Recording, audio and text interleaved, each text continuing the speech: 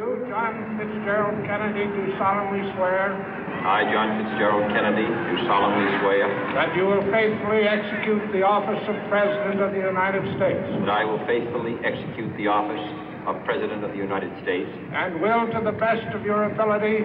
And will, to the best of my ability. Preserve, protect, and defend the Constitution of the United States. Preserve, protect, and defend the Constitution of the United States. So help you God. So help me God.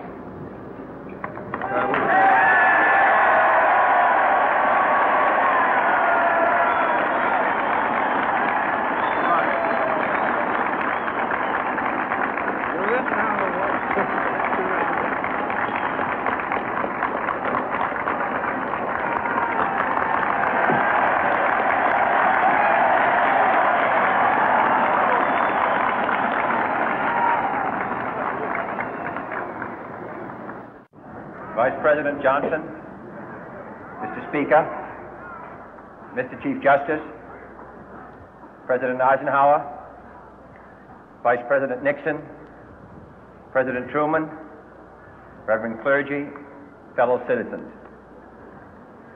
We observe today not a victory of party, but a celebration of freedom, symbolizing an end as well as a beginning, signifying renewal as well as change. For I have sworn before you and Almighty God the same solemn oath our forebears prescribed nearly a century and 3/4 ago. The world is very different now, for man holds in his mortal hands the power to abolish all forms of human poverty and all forms of human life. And yet the same revolutionary beliefs for which our forebears fought are still at issue around the globe. The belief that the rights of man come not from the generosity of the state, but from the hand of God. We dare not forget today that we are the heirs of that first revolution. Let the word go forth from this time and place to friend and foe alike that the torch has been passed to a new generation of Americans born in this century, tempered by war, disciplined by a hard and bitter peace, proud of our ancient heritage, and unwilling to witness or permit the slow undoing of those human rights to which this nation has always been committed and to which we are committed today at home and around the world.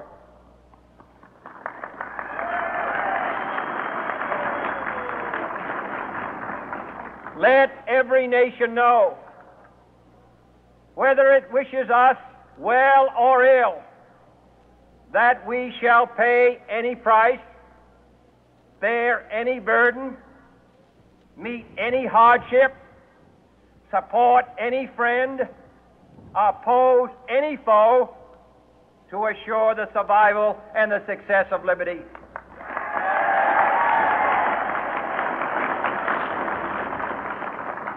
This much we pledge and more. To those old allies whose cultural and spiritual origins we share, we pledge the loyalty of faithful friends. United, there is little we cannot do in a host of cooperative ventures. Divided, there is little we can do, for we dare not meet a powerful challenge at odds and split asunder. To those new states whom we welcome to the ranks of the free, we pledge our word that one form of colonial control shall not have passed away merely to be replaced by a far more iron tyranny. We shall not always expect to find them supporting our view, but we shall always hope to find them strongly supporting their own freedom, and to remember that in the past, those who foolishly sought power by riding the back of the tiger ended up inside.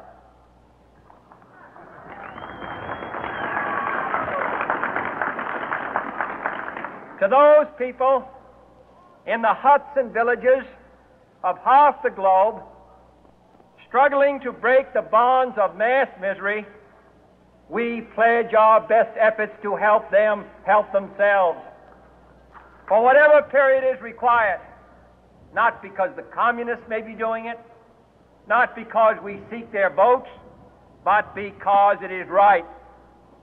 If a free society cannot help the many who are poor, it cannot save the few who are rich.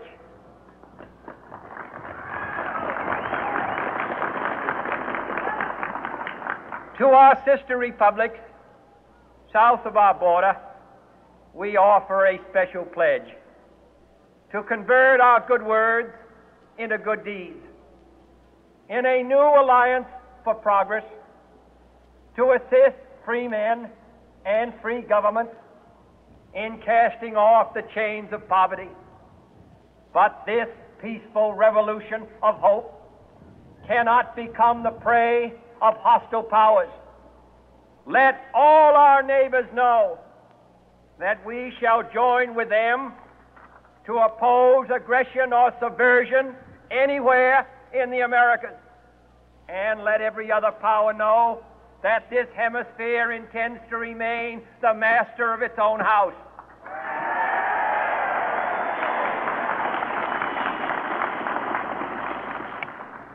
To that World Assembly of Sovereign States, the United Nations, our last best hope, in an age where the instruments of war have far outpaced the instruments of peace, we renew our pledge of support to prevent it from becoming merely a forum for invective, to strengthen its shield of the new and the weak, and to enlarge the area in which its writ may run. Finally, to those nations who would make themselves our adversary, we offer not a pledge, but a request that both sides begin anew the quest for peace. Before the dark powers of destruction, unleashed by science, engulf all humanity in planned or accidental self-destruction, we dare not tempt them with weakness, for only when our arms are sufficient beyond doubt can we be certain beyond doubt that they will never be employed.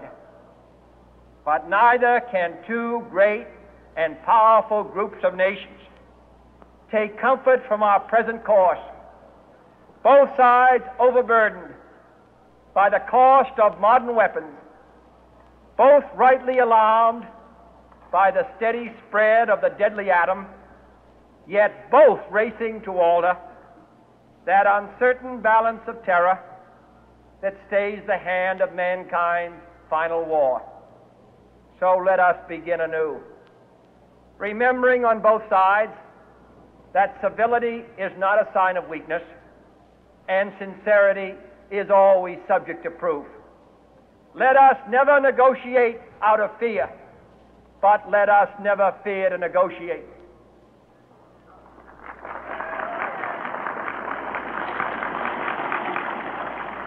Let both sides explore what problems unite us, instead of belaboring those problems which divide us. Let both sides, for the first time, formulate serious and precise proposals for the inspection and control of arms, and bring the absolute power to destroy other nations under the absolute control of all nations.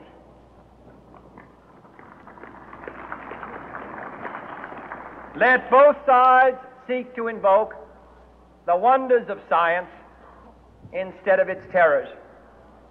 Together, let us explore the stars, conquer the deserts, eradicate disease, tap the ocean depth, and encourage the arts and commerce. Let both sides unite to heed in all corners of the earth the command of Isaiah to undo the heavy burden and let the oppressed go free. And if a beachhead of cooperation may push back the jungle of suspicion, let both sides join in creating a new endeavor, not a new balance of power, but a new world of law, where the strong are just and the weak secure and the peace preserved. All this will not be finished in the first 100 days, nor will it be finished in the first 1,000 days, nor in the life of this administration, nor even perhaps in our lifetime on this planet. But let us begin.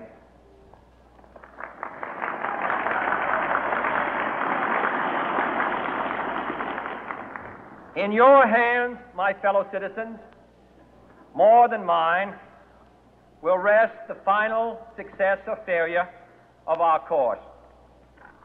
Since this country was founded, each generation of Americans has been summoned to give testimony to its national loyalty. The graves of young Americans who answered the call to service surround the globe. Now the trumpet summons us again, not as a call to bear arms, though arms we need, not as a call to battle, though in battle we are, but a call to bear the burden of a long twilight struggle, year in and year out, rejoicing in hope, patient in tribulation, a struggle against the common enemies of man, tyranny, poverty, disease, and war itself. Can we forge against these enemies a grand and global alliance, north and south, east and west, that can assure a more fruitful life for all mankind? Will you